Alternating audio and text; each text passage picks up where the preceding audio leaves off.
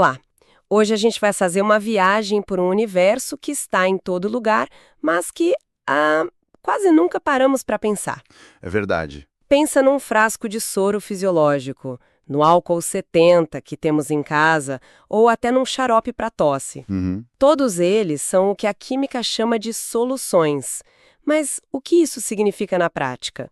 E o que aqueles números, aquelas porcentagens no rótulo, realmente querem dizer? Exato. E, assim, por trás desses produtos tão comuns, existe uma ciência de precisão que é absurda. É mesmo. É um balé de cálculos, pesagens, medições, que é a base da farmácia, da indústria, da pesquisa. Entender isso é entender como as coisas se misturam para funcionar, ou, em alguns casos, para não causar um desastre. Ok, então o desafio está lançado. Nossa missão hoje é seguir o rastro de uma dose de medicamento, desde um simples pó até a solução final que pode salvar uma vida. É uma ótima jornada. Vamos decifrar essa linguagem de laboratório e entender como se mede a força de uma mistura e descobrir por que às vezes um erro, sei lá, na quarta casa decimal pode ser a diferença entre o remédio e o veneno. Exatamente isso. Para começar, vamos para o ponto de partida. O que diferencia uma solução de uma simples mistura? Se eu, sei lá, jogar areia na água e mexer, eu tenho uma solução? Essa é a pergunta fundamental. E a resposta é não. Não. Não. O que você teria aí é o que a gente chama de suspensão. A grande mágica da solução é ser um sistema perfeitamente homogêneo. Homogêneo. Pensa no açúcar dissolvido no café. Depois de mexer bem, você não consegue mais distinguir o açúcar da água, né? Não, vira uma coisa só. Isso. Cada gole, do primeiro ao último, tem exatamente o mesmo gosto doce. A mistura é uniforme em nível molecular, sabe? Ah, entendi. Então a areia na água não é uma solução porque eu ainda consigo ver os grãos. E se eu esperar um pouco, a areia decanta, vai toda pro fundo. Exatamente. A mistura não é estável nem uniforme. Em uma solução de verdade, os componentes não se separam sozinhos. Certo. E para essa mágica acontecer, a gente sempre tem dois personagens principais. Primeiro, o soluto. Soluto. É a substância que vai ser dissolvida, o açúcar no café ou o sal no soro. Geralmente é o que está em menor quantidade. Ok. E o segundo? Depois vem o solvente. É o líquido que faz o trabalho de dissolver. Tipo um anfitrião da festa. No soro, por exemplo, o solvente é a água purificada. Gosto dessa analogia. O solvente é o anfitrião e o soluto é o convidado que se espalha por toda a festa, interagindo com todo mundo de forma igual. É uma ótima forma de visualizar. E esse anfitrião, o solvente, pode variar muito, dependendo do convidado que ele precisa receber. Como assim? Na farmácia, a água é a nossa anfitriã mais comum, claro. Mas nem todos os solutos, nem todos os fármacos gostam de água.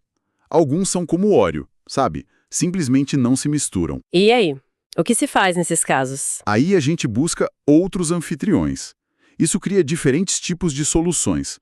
As mais comuns são as aquosas, à base de água. Xaropes, colírios. Isso, xaropes, colírios, o soro.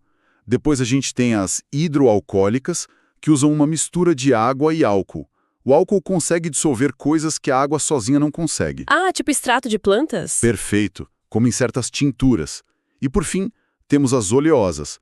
Vitaminas como A, D e E são lipossolúveis. Ou seja, só se dissolve em óleo. Exato. Então, para o nosso corpo conseguir absorver, elas são preparadas numa solução oleosa. A escolha do solvente é o primeiro passo crítico para garantir que o medicamento funcione. Certo. Então escolhemos nosso soluto e o solvente perfeito. Agora a gente precisa definir a receita. É aí que entram aquelas letrinhas nos rótulos, né? Percento MV, percento VV. Os códigos secretos. Exato. O soro fisiológico é 0,9% MV e o álcool antisséptico é 70% VV. Parecem a mesma coisa, mas não são. Não são mesmo, e a diferença é crucial. Vamos decodificar. O percento MV significa massa por volume. Massa por volume. É a receita padrão quando a gente dissolve um sólido, que é medido em massa, pesado, num líquido, que é medido por volume. O M é de massa em gramas e o V é de volume em mililitros. Então, soro 0,9% mV quer dizer... Que temos exatamente 0,9 gramas de cloreto de sódio em cada 100 mililitros da solução final. Peraí, isso me parece um pouco contraintuitivo. A gente está misturando uma medida de peso com uma de volume. Isso não pode dar problema? Tipo, se a temperatura do laboratório mudar, o volume do líquido não muda um pouquinho? Essa é uma observação excelente e muito pertinente. Sim, o volume dos líquidos é sensível à temperatura.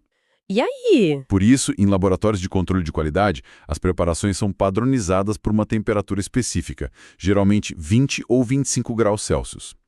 Mas, para a maioria das aplicações, a pequena variação de volume não chega a impactar a eficácia ou a segurança. A praticidade acaba falando mais alto. Faz sentido.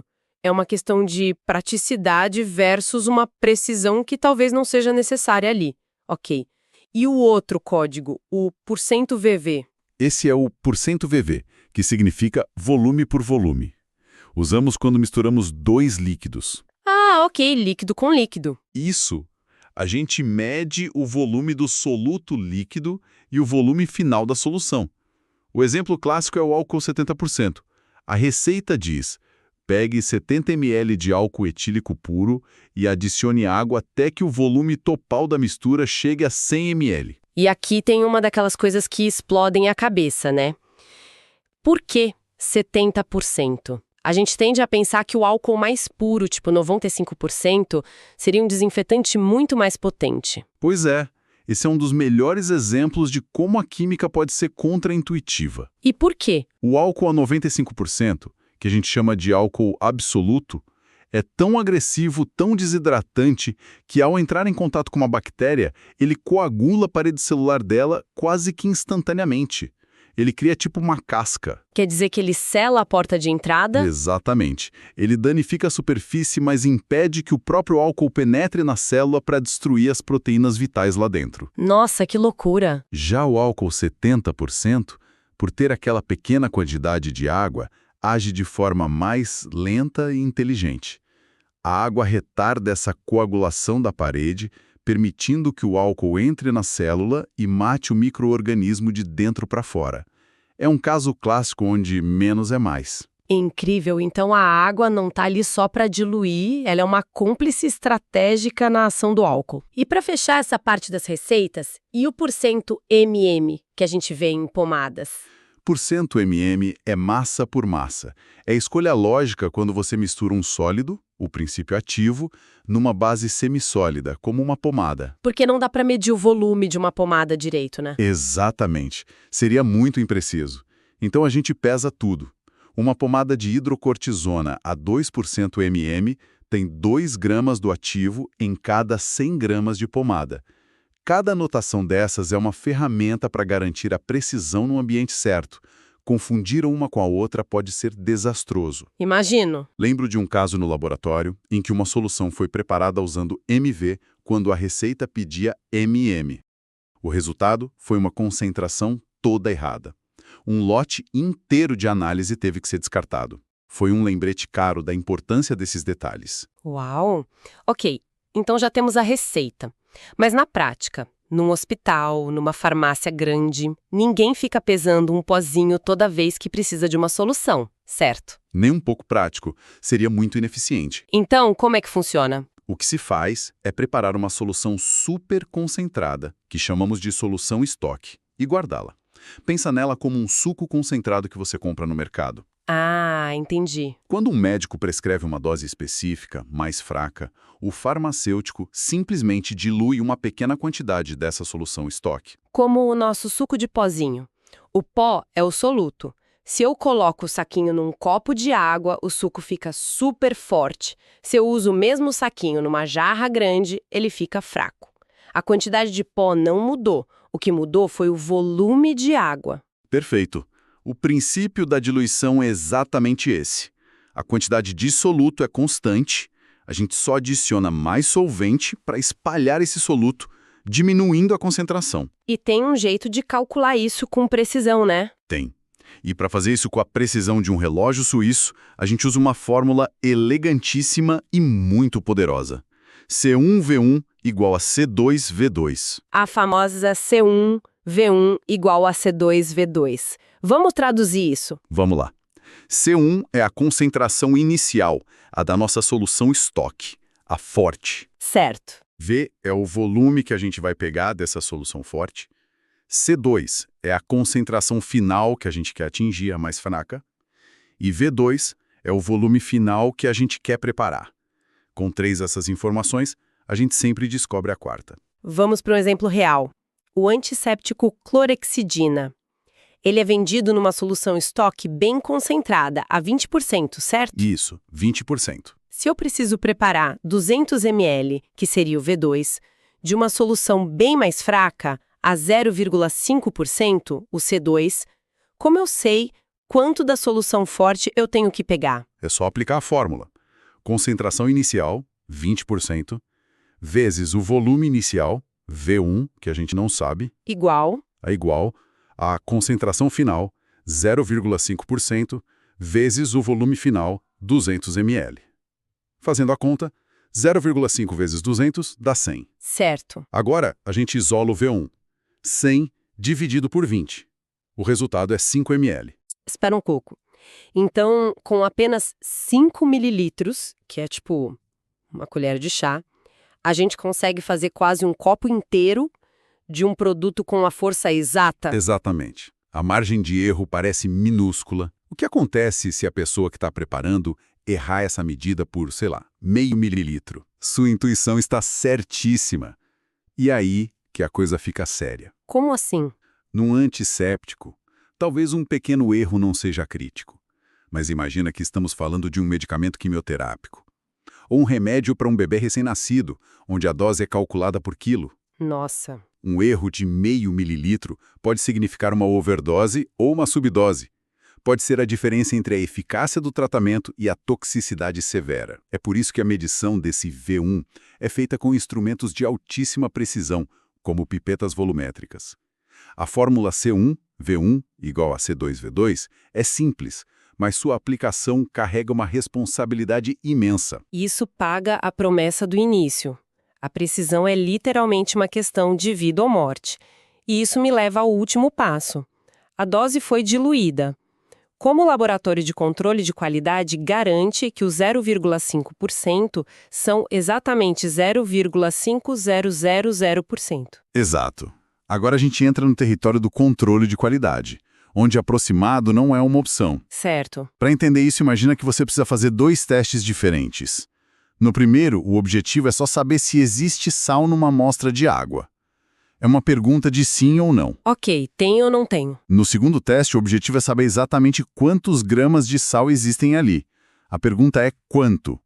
As ferramentas que você vai usar são completamente diferentes. Para o teste de sim ou não, eu só preciso de algo que reaja com o sal e, sei lá, mude de cor, me dê um sinal. Para quantificar, eu preciso de uma régua, uma balança, uma ferramenta de medição precisa. Exatamente.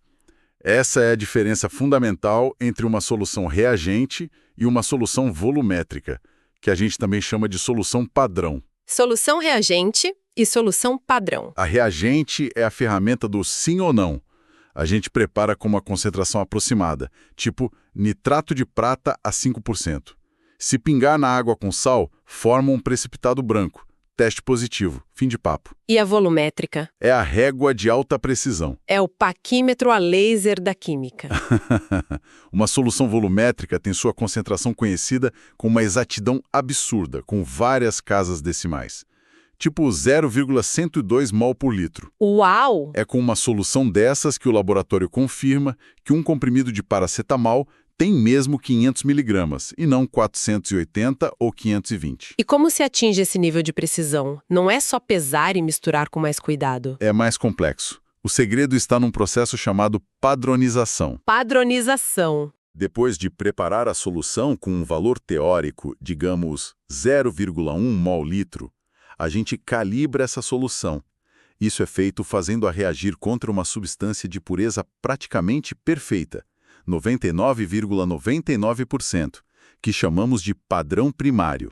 E essa reação mostra o quê? Ela nos mostra se a nossa solução está um pouquinho mais forte ou um pouquinho mais fraca que o valor teórico. E então vocês ajustam a solução? Colocam mais um pouquinho de soluto ou solvente? Não, isso seria impreciso. Em vez de mudar a solução, a gente calcula um fator de correção. Fator de correção. É um número tipo 1,0020 que a gente vai usar para multiplicar a concentração teórica em todos os cálculos futuros. Esse fator transforma a nossa régua de boa para perfeita.